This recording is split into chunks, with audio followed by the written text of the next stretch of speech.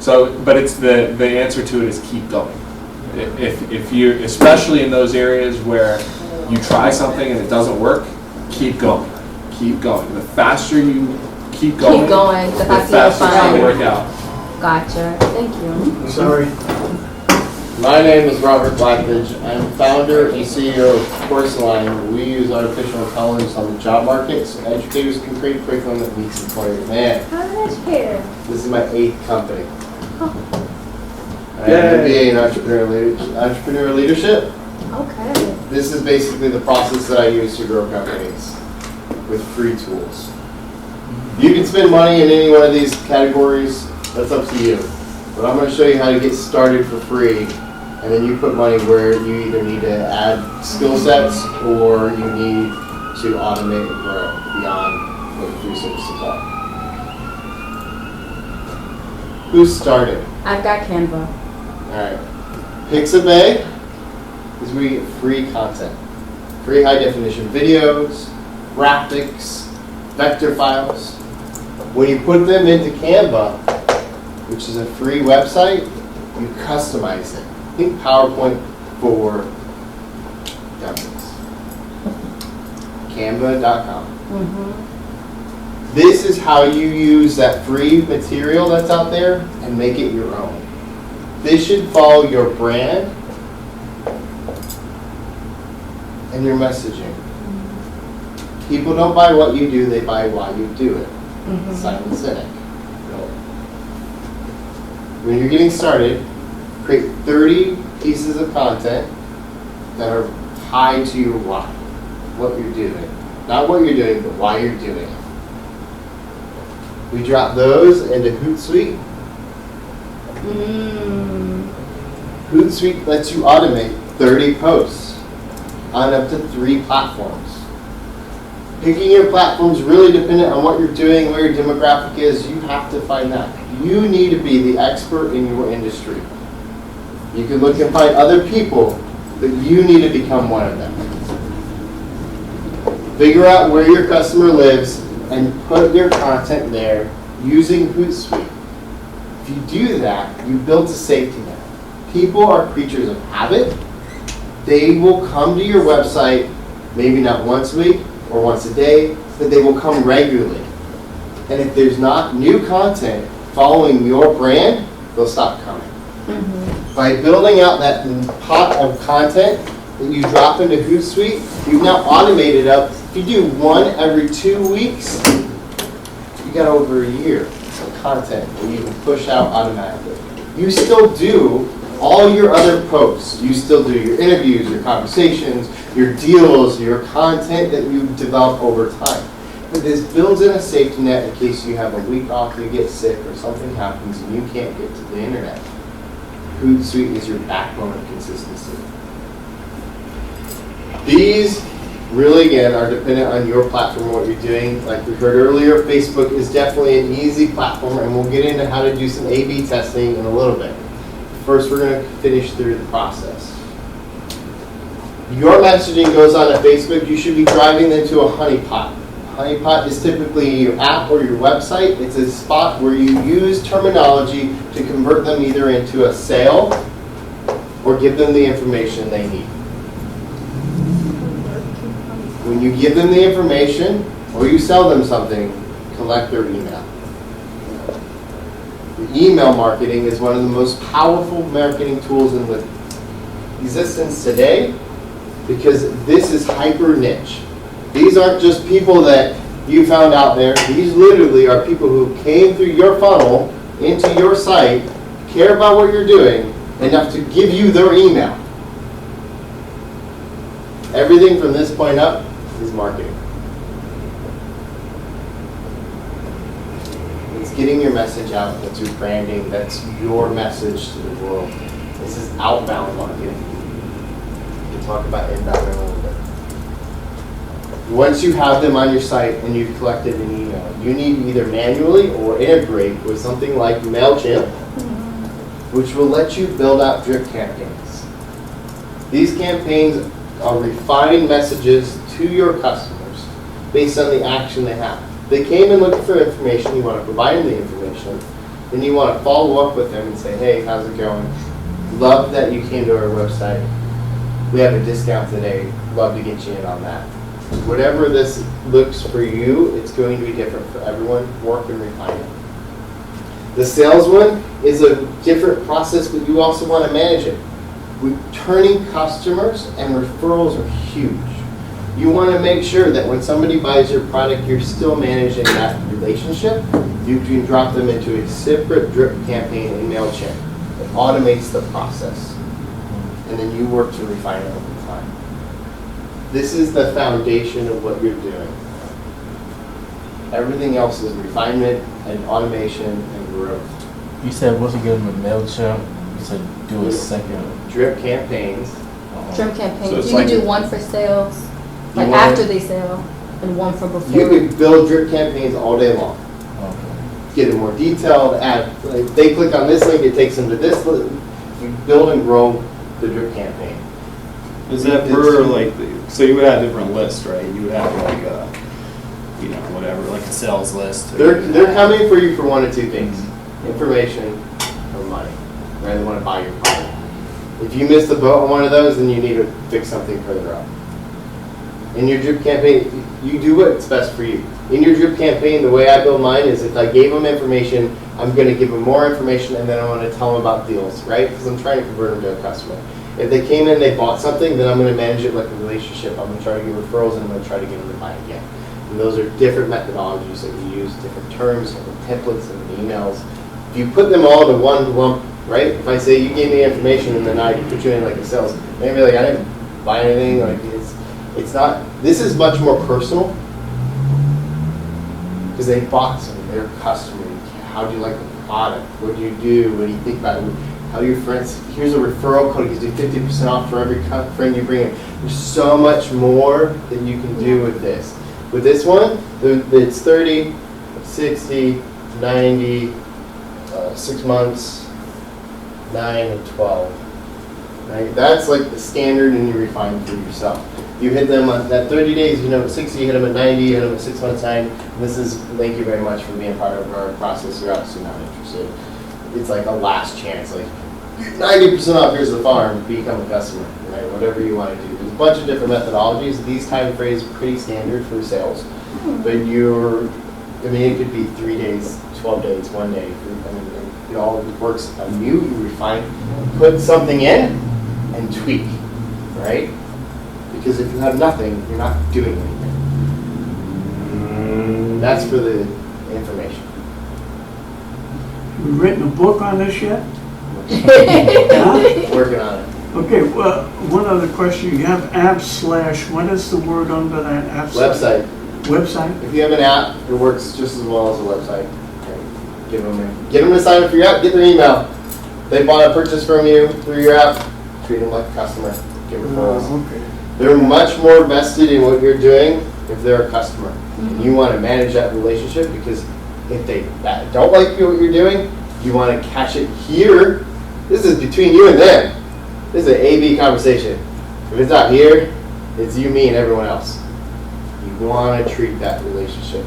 So what did you write on FT? Yeah, what's that acronym? Facebook, Twitter, Instagram, LinkedIn, Snapchat, whatever social media you want to use, wherever your customers are. Hootsuite lets you use up to 3, and they do Instagram now, which is awesome. When did they start that? Like last month. Okay, I'm about to say, I tried to do Oh yeah. Instagram. Hootsuite has been like You like game that? buster I use lately. Buffer. You like Hootsuite better? Buffers for Twitter, right?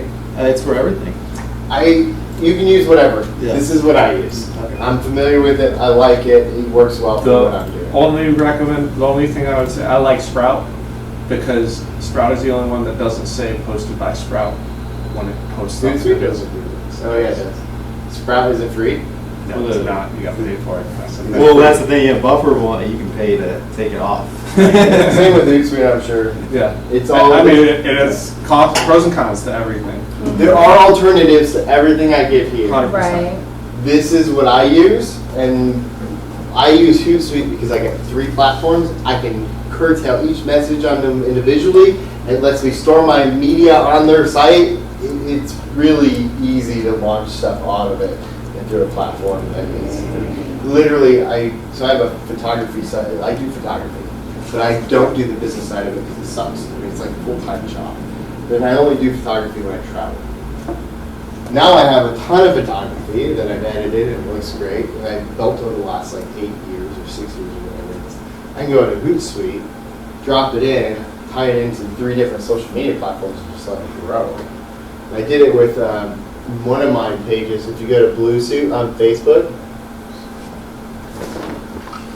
I did like no posts for 2 years and had 100 customers, and I was like, oh, cool. Blue Suit was going to be a concierge social media management tool that we built. I can grow your LinkedIn profile. Yeah. But the idea got by the wayside. I just had it sitting there, and I had a guy in a suit, and then it started traveling. Blue suit? Blue, BLUE, SUITE. Well, Yeah. like actual. Just blue suit. Probably not the E, but that's Yeah. On Facebook? Without the E. Oh, without.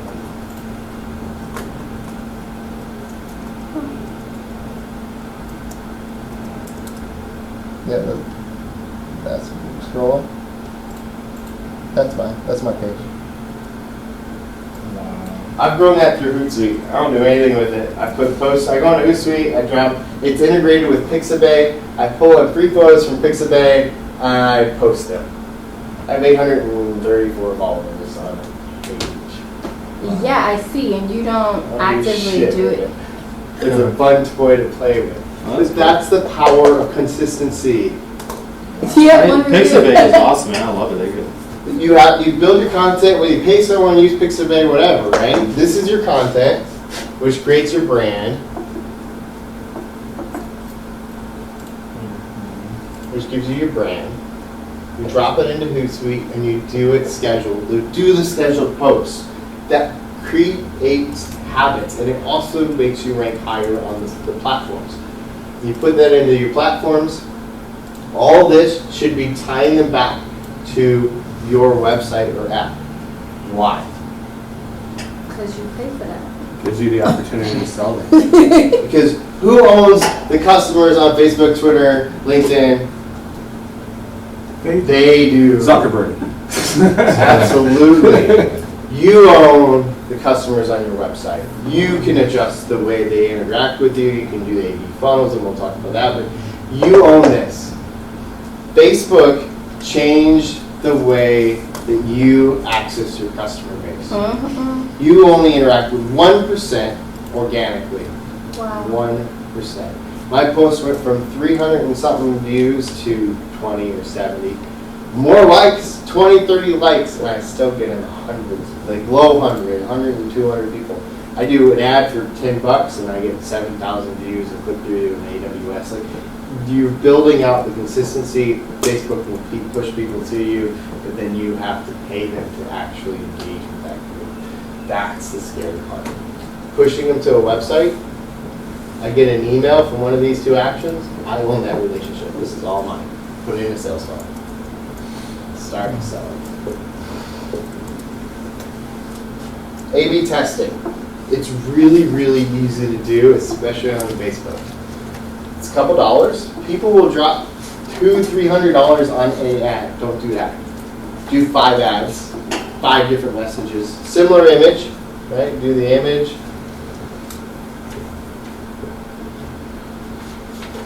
But change the words. And then track it. Drive these individual ones to different websites on your site that convert them to a customer or a information lead. What? When doing testing, Oh, did I lose you? I think my biggest issue with Facebook is when I'm doing my advertising, I'm choosing my audience, is how do I choose an audience to even test? That's market research. Okay. You need to like back way up. If you're doing stuff without knowing who your customer is. Okay. Validation is key in anything you do. Before you ever start, you need to validate what your customers actually will pay for. If you're out there building and creating, this is the number 1 mistake that entrepreneurs make. They go create before they have any customers or talk to anyone. It's easy to create. Right? You have an idea, you go execute on it. What's really hard is having awkward conversations. Awkward conversations, your ability to do that is directly related to your happiness. It's also a key part of being successful as an entrepreneur. You have to go out and talk to at least 100 customers. My method is 10 at a time. Go out and I have 10 conversations. The questions I ask them should be open-ended and conversational. Do you care about what you eat? Tell me about the last meal you had. You gain so much more information when they tell you about an experience they had. If they went and had pizza or McDonald's or salad, those are hugely different mindsets. And everyone will tell you they care about what they do.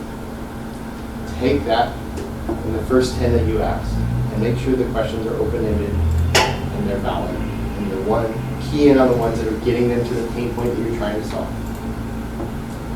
Then look at the demographic. Look at who you asked and figure out if these people, if you're seeing trends. Young white males are keying in on this pain point. I should talk to more of them. By the time you get to 100 and you reviewed it, you will have a good base. The key thing that I add in is as I go and ask these questions, as I talk to people, if I know they have the pain point, I ask them how much they're paying for it.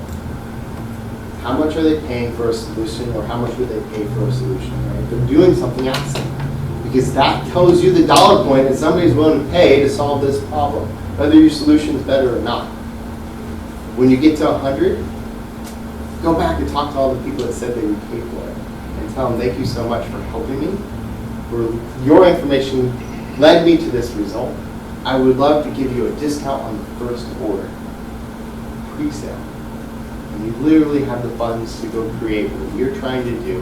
And you know who the demographic is and who has the pain point.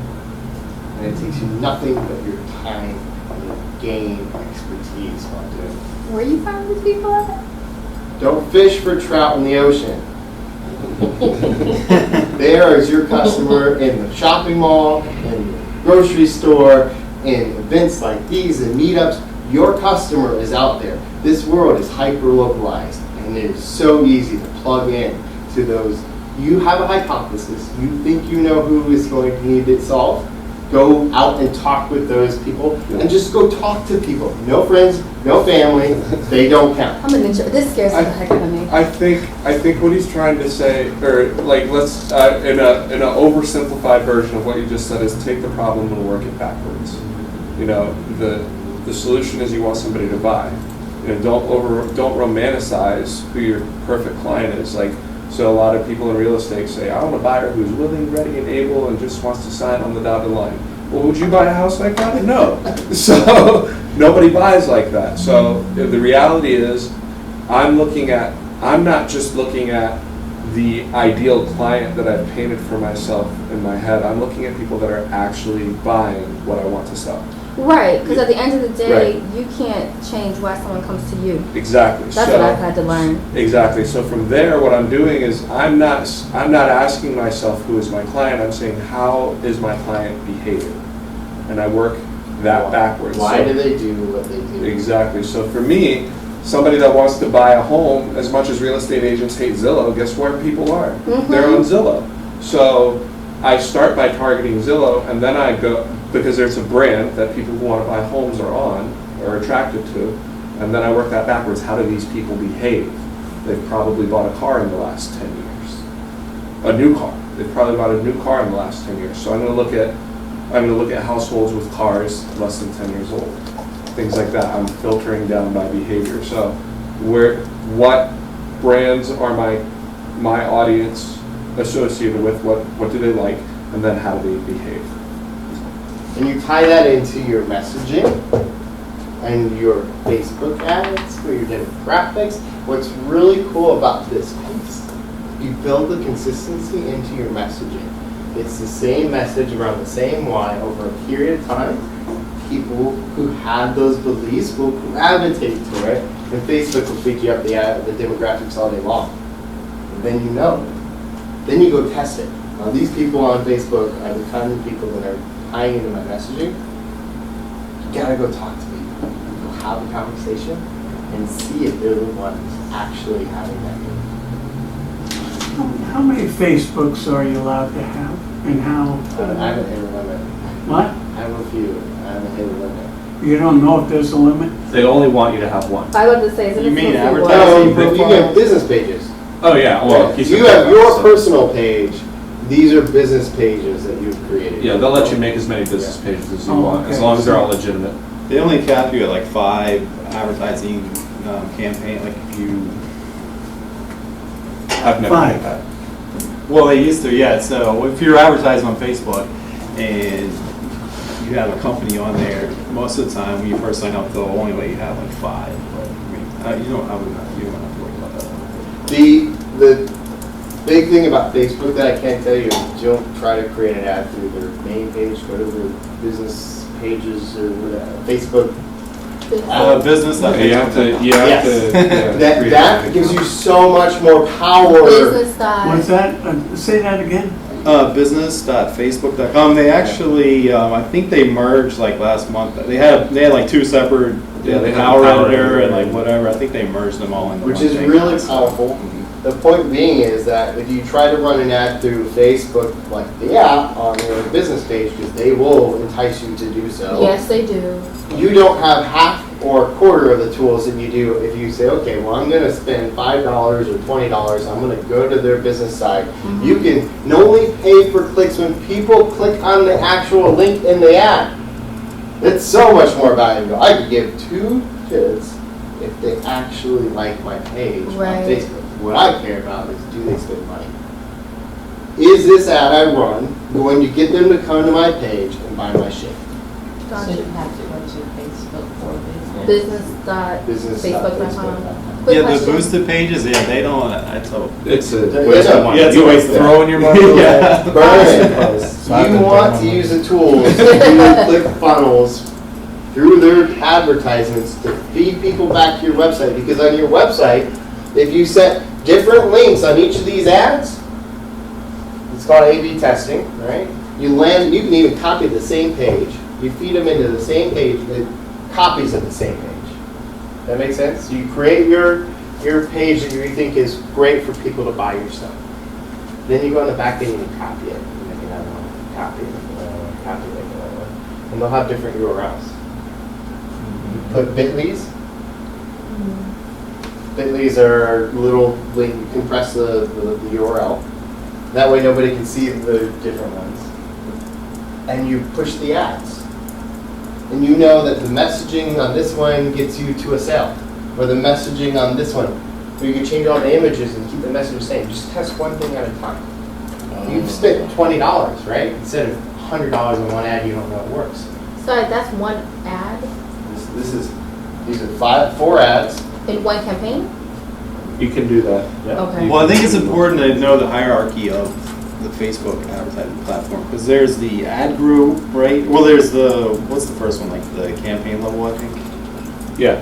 And then there's the ad group, and then there's Ad the ad sets, which are all the ads. Oh, gosh. So, This is a different class. And there's Oh, some really amazing Yeah. people here to do it. I'll give you a A/B basic testing. overview. Apply this in what you're doing. Is that different from Hootsuite? Is what you're saying Yeah. different from Hootsuite? Hootsuite's your consistency. Okay, so this is just to do the test. Once I figure out what is working, I put that in Hootsuite. No, then you pay more money. This is ads. This is your base. Yeah. This is your concrete. You build everything on it. Now we're gone beyond that. How will it grow? This costs money. Okay, thank you. Yeah. Now, if you're copying the exact same thing, why is someone clicking on one or, You change the words. What's the same as where you send them on your website, unless you're testing your website. Then you can do different changes. That A/B testing basically means don't spend all your money on one, spend it on a couple of them, change something in it, make a hypothesis, and see which one actually gets you to the $. So same image, different text. Same text, different image. There's a lot of different ways you can play this. Just have a control and then only change one. Yes, controlled scientific study. Because if you put $100 into one ad and it's not the one that gets you the money, you can literally do for $20 or for $20 I tested 5 of them. I found the one that's giving me the best results, and then I take that one and I boost it, and spend more money on it, or get it in front of more people. That is all. You could do the exact same ad and change the demographics on all of them. See which demographic this message tells you. There's a lot of different ways to play with the A/B testing. Do it when you're ready to do And that's called funnels? And that's called A/B testing. Or that's A/B testing, you tie it into a website that's funneling people to a particular site. It's more important to pay attention to the theory than the terminology. Because there's so many people that call the Yep. same thing 12 different names that just kind of pay attention to look at the result and look at how he's getting there. Yeah. Instead of one ad, multiple ads, figure out which one gets you a paying customer.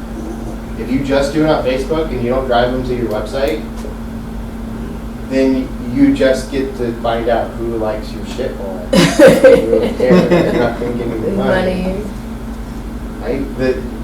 The biggest thing is people will stop here. You need the machine underneath to feed what you're doing, to grow what you have. Website feeds it into a sales funnel. You literally can do all of this for free and grow your business and make sales. And when you start adding pieces, this is how you smartly spend your money. Now I'll talk a little bit about inbound. I don't do inbound. I just know how to do some really cool tricks to get it set up. SpyFu, definitely do that. So awesome. Find a couple competitors. If you go to Google and type in whatever you're doing and they pop up, drop their email, drop their websites into SpyFu, it will tell you what keywords they are using. Then take those and put them all on your website and into Google Trends. The power of Google Trends is it'll show you what else people are searching for to get to that result. Between these two, your SEO is pretty solid. You can do backlinks. There's a ton of other stuff that you can do. This is pretty solid for the basic stuff without no cost. Inbound means they're looking for you, right? They're searching for you. They're coming to you. Outbound means you're doing efforts pushed out into the world that engages them. It's like fishing.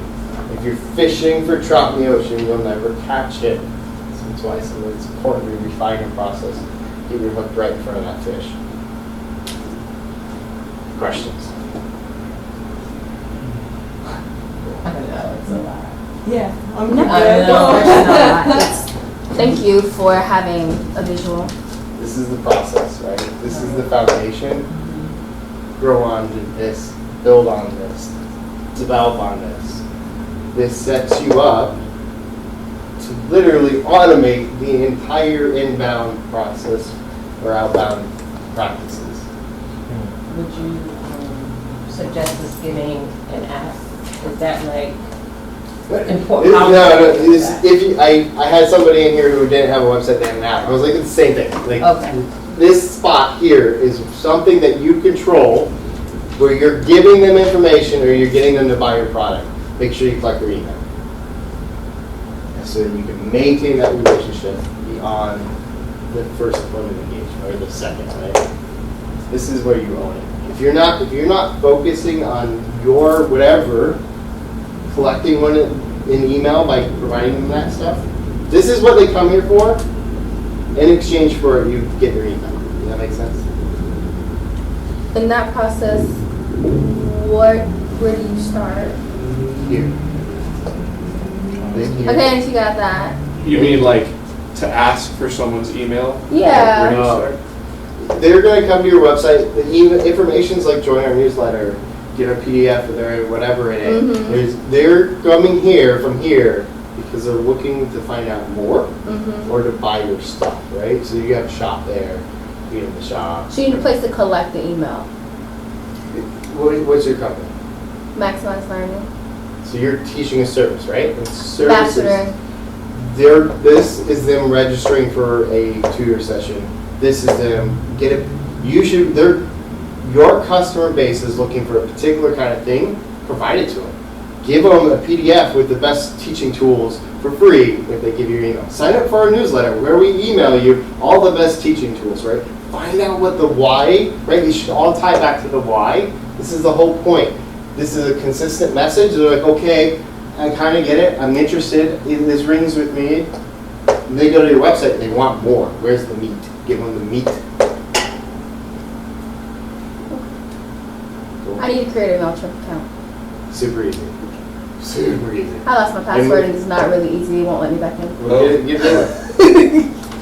WordPress ties directly into MailChimp. It does? Yes. So like there's a plugin? Yes. Oh, You snap. automate all of it. Done. Well, you can set, like you're saying, automated emails as well. So you can set up like Literally 5 or this- 6 emails, and they'll get one, wait 2 days, get another one, wait 2 days, or whatever. This is what's cool, is it will literally in MailChimp, hi, thank you so much for signing up for our newsletter. Here's a PDF with some of the great tools. 30 days later, hey, here's our second newsletter. If they click on the PDF, we drop them into this next one. Hey, I saw you liked our content. Did you know you get 50% off your first tutorial session? Ka-ching. Yeah. I think the most important thing out of what you're putting up here is that it's all on purpose. Nothing is an accident. Like, the worst movie ever is Field of Dreams. Not because the movie stinks. The movie's great. I love the movie itself. Build it. But the whole idea of if you build it, they will come is a joke. It doesn't happen. Especially in today's environment on the internet, it all happens on purpose. You have to, when you're thinking someone's going to be, I'm going to build a website and they're going to become my customer. How? How is that going to happen? Know your sales process. Exactly. This answers that question. It's a guess when you're starting. That's okay. We're all guessing. If I put something out, if I put a new ad out, I'm guessing that it's going to work. And the data will show me if my people are traveling Which through. it might be important to know if you can, I don't want to complicate it, but you can add like Google Analytics to that so you can measure the results of these pages. It's all done, and a lot of it, the way I do I it, have right? Google Analytics. Is on the when I website. do Awesome. my Facebook ad. That's why I do a couple different pages. Yeah, exactly. Pages as in web pages? If I have a landing page that's working, that's getting people to buy my stuff, I'll copy it, create a second one at a different URL, a third one at a different URL, and a fourth one.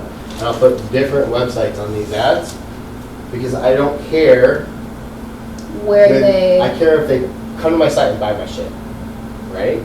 And if I have different sites, I can track them. This ad came here. This ad came here, right? Like I've tied them together, and now it's metrics that I can track. versus if all the ads are going to the same place, Versus if you're feeding everything to this, you can't tell. you can't tell Bob from Sam. You just know that you ran 4 or 5 ads and you had an Oh. increase. You have to connect all the pieces together. You can build this It all for has to be free. intentional. Super simple. Everybody sees the forest. Yep. This forest is really easy to identify. That forest started as a seed. Your passion is a seed. Water it, grow it. When it becomes a sapling, you put it into the world. That's intent. And then the world gives back with serendipity. And really, once you figure out what works, then you have the money to pay somebody to do it for you.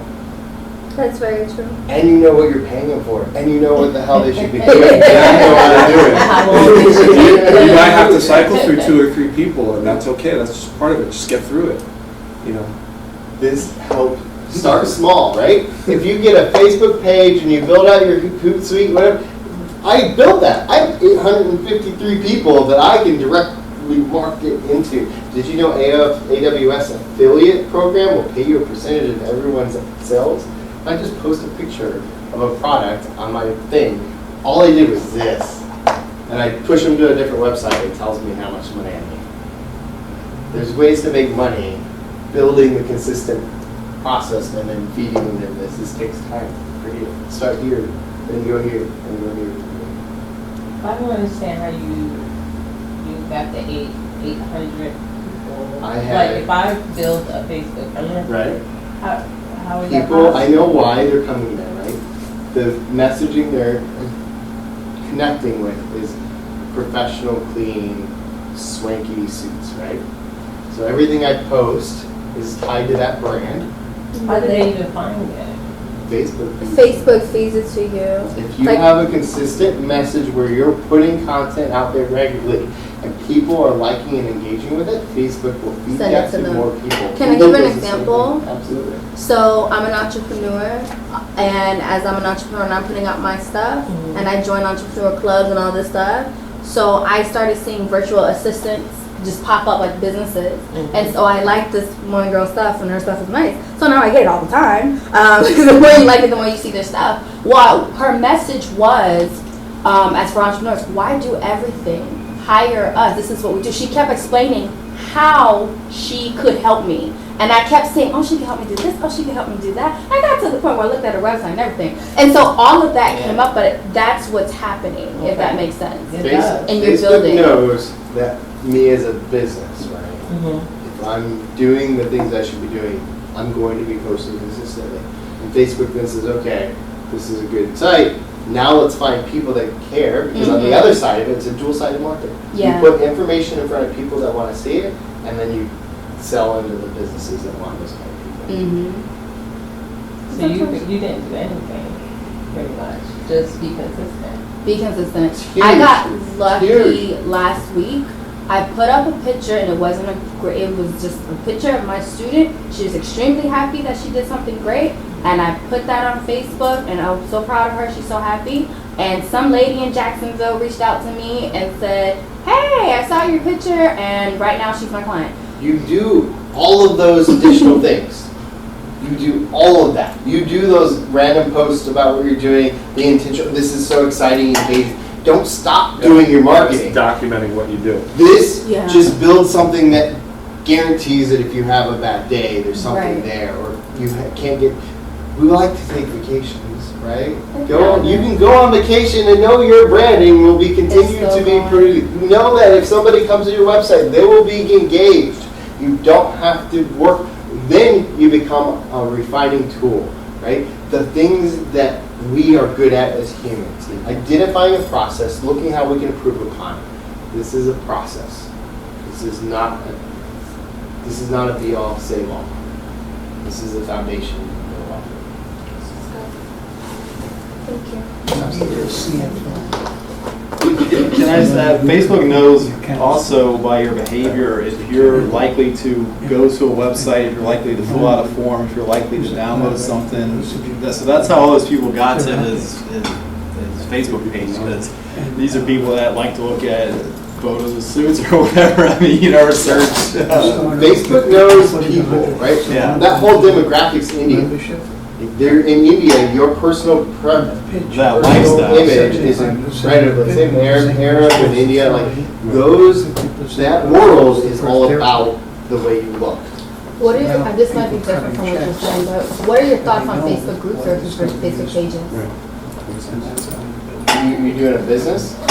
I have a business, I have a map to You you. tie it to the group. Tie it to You the can, group. my Facebook page has a group. It's like one person in it, I think it's me and somebody I invited. You can incorporate all that to drive traffic to continue. Like Facebook has gotten really good at these pieces are all one thing. And they're all, people like to interact in different kinds of ways. They're not all gonna go to your business page, but they might go to about what your business is about. They want to make it easy for you. They want to make it easy for people to find you because that's their business model. You just have to play the game, because if you're not, they don't think you will represent them well. Gotcha. Because it's downside for them if they give them stuff that's not going to provide them with consistent content. Do you think Facebook is a better? You can use any of these. They all work indifferently. I use Facebook, LinkedIn, and Instagram. Those are That's what I my was gonna two. say, Facebook, I just really Instagram. love Facebook because it's like I'm a data guy and like it's all data. It's all data. It's so much data. It's awesome. But I think LinkedIn has some pretty powerful tools too. My company will probably be doing LinkedIn because we easily target our demographics there, so it's powerful for us. Mhm. And then personally, I'm watching a couple Instagram stuff just because it's really good for the personal brand. You use them, yeah. I mean, I have like 5 Hootsuits. Oh my gosh. Like I have one for me, I have one for my company, I have one for my other company. Like I have That's nonprofit interesting. one not from, I used to see I'm crazy. This is good to you. Thank you so much. Thank you so much. Hey, great. Super. Thank you. Gotta write that book. I'm writing an autobiography right now. I'll tell you